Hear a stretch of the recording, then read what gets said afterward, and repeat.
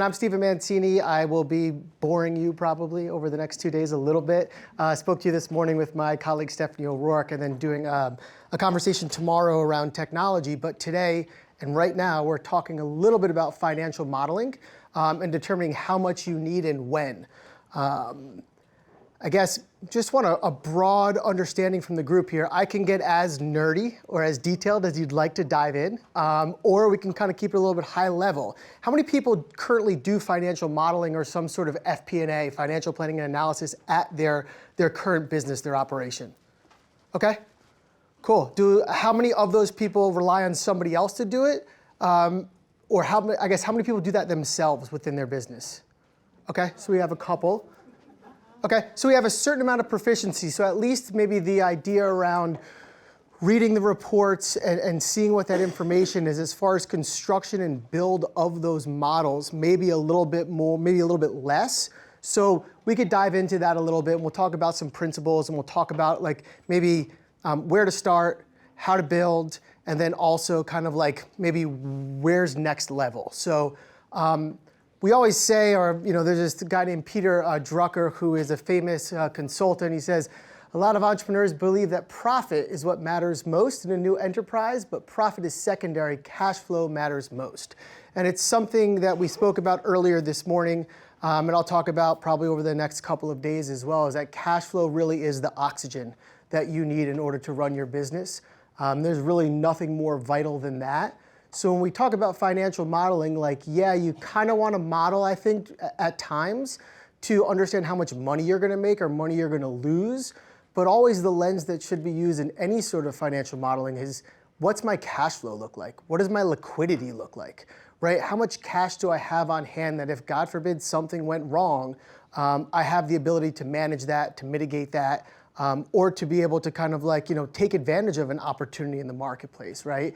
I always say opportunities are always maybe people's concerns before they realize that they actually could be an opportunity for you to get ahead, right? So if somebody else is having trouble in the marketplace, maybe it's your opportunity to get ahead. And if you have the cash to do it and the liquidity to do it, you're very much more in a position to be able to take advantage of that. So here's just a visual here. So financial modeling, right? It's the idea of modeling cash flow and the idea of working around and identifying what you call KPIs and KRIs. So you, in a financial model, you are building a model, like an Excel model or using some sort of technology tool to predict in some ways or forecast the performance of your business. Right? So you're building a model to say, hey, what am I going to sell next year? Am I going to make $10 million next year top line revenue? Am I going to bring down $3 million of that $10 million, or am I going to bring down $30,000, right? What does the performance of my business look like from a finance perspective? In order to do that, really, you have to build a model, right? Construct a tool to be able to predict that for you. But also you have to understand, what are you looking to track? What are you looking to understand, right? So I don't know, my colleague Stephanie has a financial model that she works with for her business, just making this up here, and she's making $7 million on the bottom line and selling $10 million on the top line, right? So I'm like, wow, she's bringing down $7 million. I'm selling $20 million top line, but I'm only bringing down $2 million, right? How do I understand what she's doing better than me, right? KPIs. What is she doing different than me? KPIs and KRIs. So key performance indicators and key risk indicators. What do those mean? There are certain financial metrics that you can use to analyze your business through financial modeling to determine whether or not your business is performing well or not well. What's a classic KPI? Food cost, right? Is your food cost running at 40% or is it running at 25%? And ultimately, what did you model out financially for it to be at? So you modeled it to be at 30% cost of goods sold, right? It's performing at 40%, right? And you're saying, okay, I'm not making as much money this year as I thought I was gonna make on my bottom line. My cash isn't as strong as I thought it was gonna be. Why is that the case? Well, you take out your financial model and you say, hey, this was supposed to be 30%, right? That's how I modeled it, and it's at 40. That 10% delta right here is the cash that was supposed to be in my pocket that's not there. In order to really I guess, gauge performance, you have to pick out metrics. You have to understand what you're looking for, right? So we say, this is my business and I want to predict next year. I want to say, hey, this is kind of what I anticipate from a revenue perspective. This is what I anticipate from a profitability perspective. This is what I anticipate from a cash flow perspective. I'll show you how we kind of model that out and where to start. But once you have it modeled out, you have to be able to track it to see how you're performing against what your forecast should actually be or what you thought it was going to be. And we'll talk about that in the next couple of slides. Financial modeling, how to start. So step one is, proper software or proficiency in Excel. Excel is often a crutch that everyone uses. I have a company that I work with that's a $50 billion international organization, and they use a ton of Excel. So it's one of those things that everybody's going to be using. So if you don't feel like you're strong in Excel, there's a ton of online resources for you to learn it a little bit better. And I have some of these that you guys will get those links to so you can learn a little bit more. So make sure you try to get proficient in Excel. Make sure that you're learning as much as you can about Excel. Don't feel like Excel is like kind of, a small business type thing, because everybody's using Excel. There's also some software tools like Anaplan or Adaptive Insights that are kind of automated FP&A tools. And we'll talk a little bit about that tomorrow, maybe in the technology session, but maybe getting a technology tool or a software, if your business is big enough or it's right fit for you, that could be a solution as well. So first step, find your tool, right? Whether that's Excel or whether that's a software. 2, define your purpose or your use case. So what are you trying to figure out? Are you trying to predict revenue? Are you trying to predict profitability?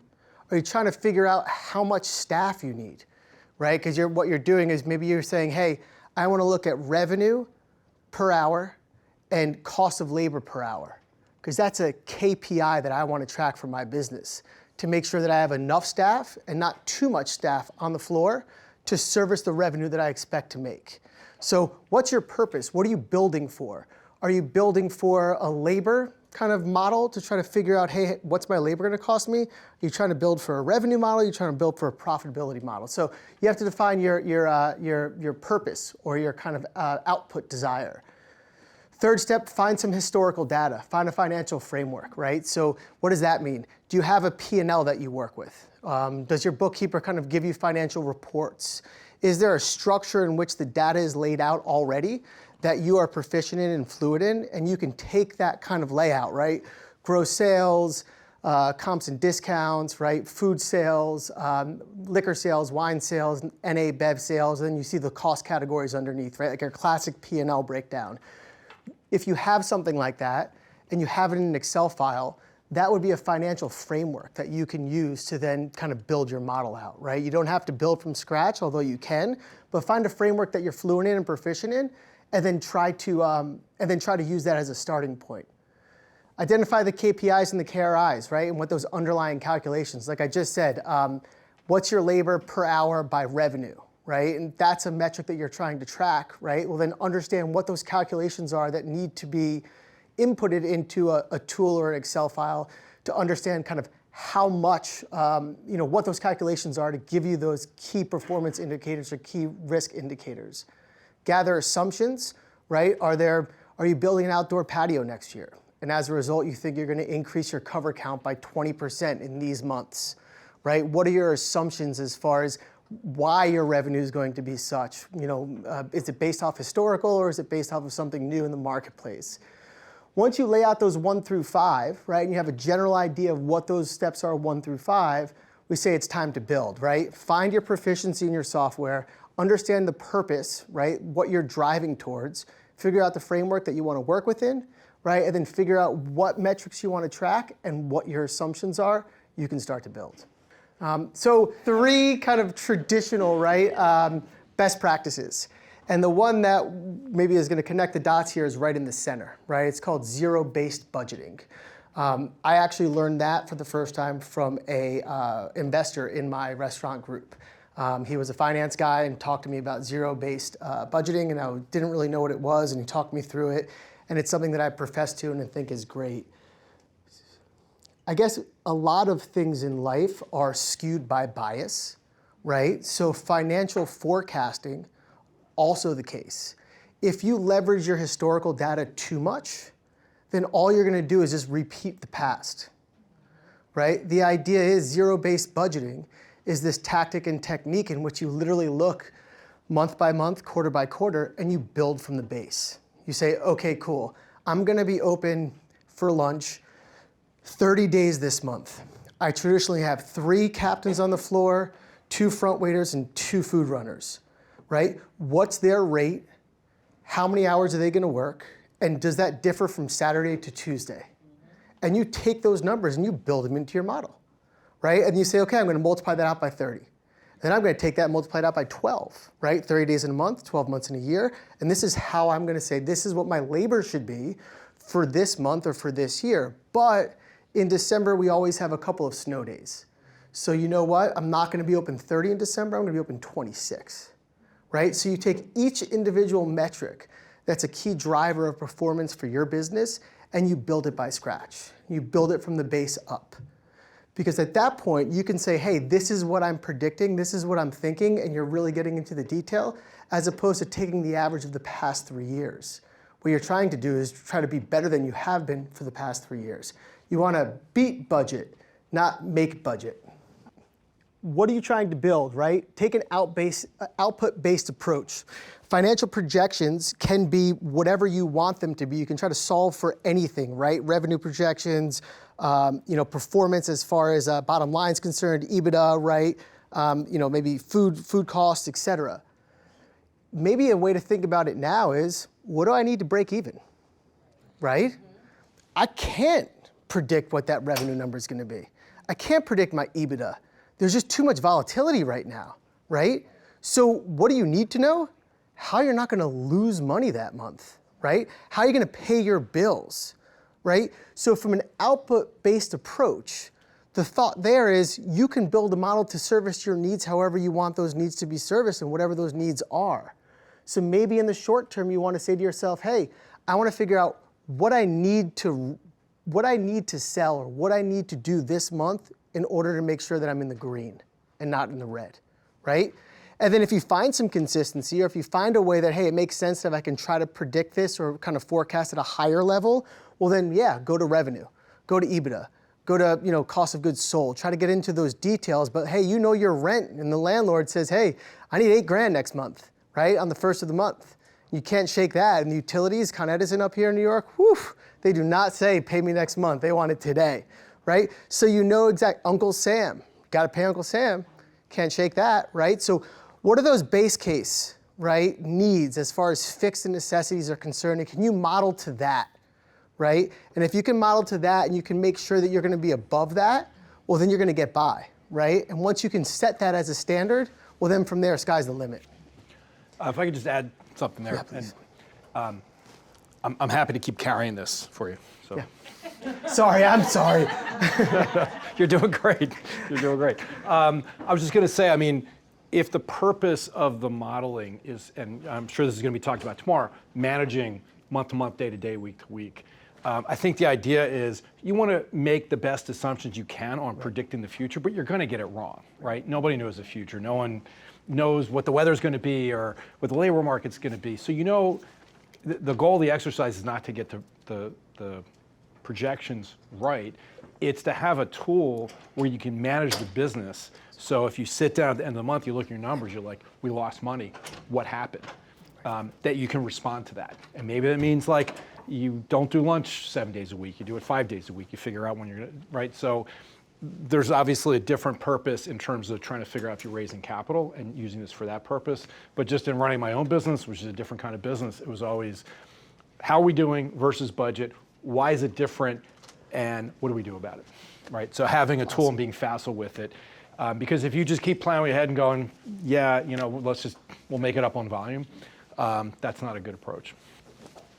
Super important points. And I guess drives into the last one, right? Which is that habituate the practice, right? Disseminate the skills to your team members, teach them how to read these financial model outputs, right? And then, produce it on a cadence fashion, habitualize the nature of that dissemination of the information, right? Either the creation of or post outcome, right? And monitor it, calibrate it and measure your performance to see how you're doing, right? It's super, super, super important because ultimately there's only so many things that you can do. Again, right? Making the dumplings, hiring the people, right? Writing all the financial reports, then analyzing the reports, then telling people kind of where to react and how to react. Well, you have a team there for a reason. So teach your team, right? Let them help you with that. So long and short of it all, output-based approach, zero-based budgeting, produce, monitor, disseminate. These are some financial models that we kind of make, or I've made with my colleague Stephanie. We do a lot of scenario modeling, saying, hey, this is your base case scenario. This is what an optimized base case would be. Here's what a common restaurant life cycle would be. Certain use case here. But we'll show a certain kind of horizon time span, a 5-year horizon time span. And we'll also use standard deviation as a metric, really to try to understand kind of how volatile the concept is, or how a different scenario can take volatility out of the mix. Another thing that we often do is we'll do things like Monte Carlo simulations, which is kind of like one of my favorite to run, one of my favorite exercises. Ultimately, you'll take your scenarios and take 500 instances of your P&L or of your forecast with some sort of variable probability of it actually happening. So we have a scenario number 2 that says, hey, we're going to make, I don't know, $118,000 this year profit. We're going to say that's going to happen with a probability of, I don't know, 3% or 30% or 80%. It'll take your P&L and run it in 500 instances to see where the bell curve and the distribution of outcomes actually lies. So the highest probability for this scenario in this model was somewhere between 118,000 and let's say 271,000, right? So I could arguably say, I'm not gonna make $500,000 this year, right? But I'm definitely not gonna make 85 grand. Likelihood, I'll float somewhere around this range right here, right? Doesn't give you an accurate answer, but nobody can predict the future. But what you can do is you could say, hey, based on this range, if I operate in this manner, I can have a certain amount of cash flow, a certain amount of liquidity, and this is how I should manage my house this upcoming year to make sure that if I have this range here, as this is telling me, that I could have this type of liquidity and achieve these type of goals. So a lot of different ways that you can play around with the models and a lot of different techniques that you can kind of use. But bottom line is identify the data, make sure the data is good, right? Find a framework, figure out what you're trying to model for, and then you can kind of play with it as much as you need to. Here are some resources, and I think we'll pass this around. They're free, all online resources to kind of learn how to do this. I say in the top, a lot of it is a little bit kind of investment banking oriented at times because it's just kind of what the modeling exercise traditionally is. But like UPenn, Wharton School of Business has an awesome class on Coursera. Financial Edge is great. And if you happen to have a premium version of LinkedIn, there's some really good kind of modeling classes in there as well. So all free, right? And all a great way to kind of learn skills. I don't think anything on this list here, you're gonna sit down and spend 2 hours and learn soup to nuts specifically for restaurants. But if you watch 3 of them over maybe a month period, you could pick up a half an hour from 3 of them and give yourself a really good foundation of knowledge about how to build those models.